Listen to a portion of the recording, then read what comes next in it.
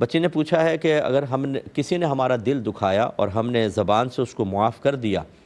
لیکن دل اس کی طرف اب مائل نہیں ہو رہا معاف کرنے کے باوجود، تو کیا یہ گناہ ہے؟ دیکھیں پہلے یہ آیت یاد رکھیں کہ لا یکلف اللہ نفسا الا وسعها، اللہ تعالیٰ کسی جان کو اس کی ہمت سے زیادہ آزمائش میں مبتلا نہیں کرتا،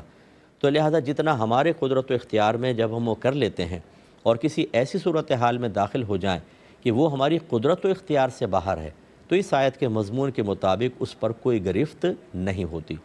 ہمارے اختیار میں کیا تھا، کسی نے دل دکھایا تو ہم اس کو درگزر کر دیں، معاف کر دیں، یہ عظمت کی بات ہے، تو آپ نے زبان سے معاف کر دیا، درگزر کر دیا، لیکن بعض وقت قلبی کیفیات ہمارے تابع نہیں ہوتی۔ جیسے سگے والدین کو بھی آپ دیکھ لیں، اگر 5-6 بچے ہیں تو کسی بچے کی طرف تو دل بہت ہی مائل ہوتا ہے اور دوسروں کی طرف کم ہوتا ہے،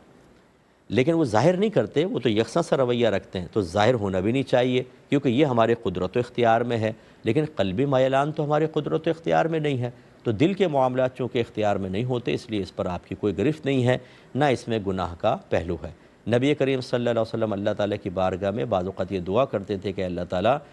ازواج کے سلسلے میں جو میرے قدرت و اختیار میں تھا وہ میں نے کیا، اور جو میرے قدرت و اختیار میں نہیں تو اس پر مجھ سے درگزر فرما لے۔ شرح اس کی یہ بیان کی گئی کہ بیویوں میں باری مقرر کرنا، سب کے ساتھ اچھا سلوک رکھنا، یہ انسان کے قدرت و اختیار میں ہوتا ہے، سرکار نے سب کے ساتھ کیا، لیکن قلبی میلان جو ہے وہ سیدہ عائشہ صدیقہ رضی اللہ تعالی عنہا کی طرف بہت زیادہ تھا۔ سب سے زیادہ بی بی خدیجۃ الکبریٰ رضی اللہ تعالی عنہا سے سرکار محبت فرماتے تھے، اور وہ تو چونکہ ان کا وصال ہو گیا تھا، پھر جو ازواج میں سب سے زیادہ حبیبہ جو تھیں وہ سیدہ عائشہ تھیں، تو سرکار یہ کہہ رہے ہیں کہ یا رب کریم، میرا دل جو عائشہ کی طرف زیادہ مائل ہے یہ میرے قدرت و اختیار میں نہیں، اس پہ تم مجھ سے درگزر فرما لینا۔ امید ہے کہ بات سمجھ گئے ہوں گے۔ ایک انہوں نے پوچھا ہے کہ بعض اوقات بچیاں جو ہوتی ہیں وہ اپنے سسرال میں جو کچھ معاملات ہوتے ہیں وہ آ کے میکے میں بتاتی ہیں تاکہ دل ہلکا ہو جائے، لیکن کوئی غیبت یا چغلی کرنا مقصود نہیں ہوتا، تو کیا حکم شرع ہے؟ دیکھیں ہمارا مشورہ تو یہ ہے کہ یہ نہ کیا جائے، کیونکہ نہ چاہتے ہوئے بھی غیبت بھی ہو جاتی ہے اور چغلی بھی ہو جاتی ہے۔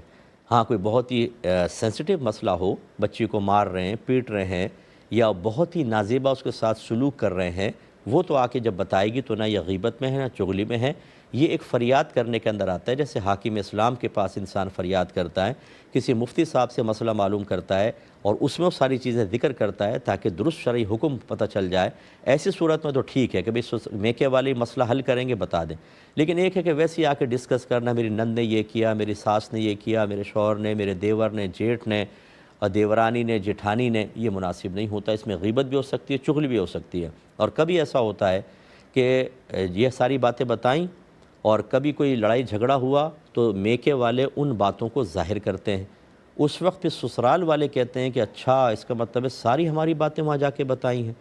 اب اگر صلح بھی ہو جائے تو وہ بچی ویسی عزت نہیں پا سکتی جو پہلے تھی، یعنی وہ آتی بھی دور سے تو خاموش کروا دیتے ہیں کہ آ رہی ہے پھر جا کے سب بتا دے گی، یعنی کھچاؤ کا سا ایک منافقانہ سا ماحول بن جاتا ہے۔ اس لیے بچیوں کو چاہیے حتی الامکان وہاں کے معاملات کو فیس کر کے ان کے راز کو راز رکھیں، جو بہت ہی ضروری مسئلہ ہو کہ آپ اذیت مسلسل میں ہیں، یا پھر اگر ابھی انیشل اسٹیج پہ نہیں روکا تو آگے بہت بڑا بگاڑ پیدا ہوگا، وہ آپ شکایت یا غیبت کی نیت سے نہیں بلکہ مسئلے کے حل کی نیت سے بتا سکتے ہیں، اور اسی کو بتائیں جو اس کے حل کرنے کی صلاحیت رکھتا ہے، ورنہ تو پھر کیا فائدہ، جب سامنے والا حل ہی نہیں کرے گا تو خالی دل کے پھپولے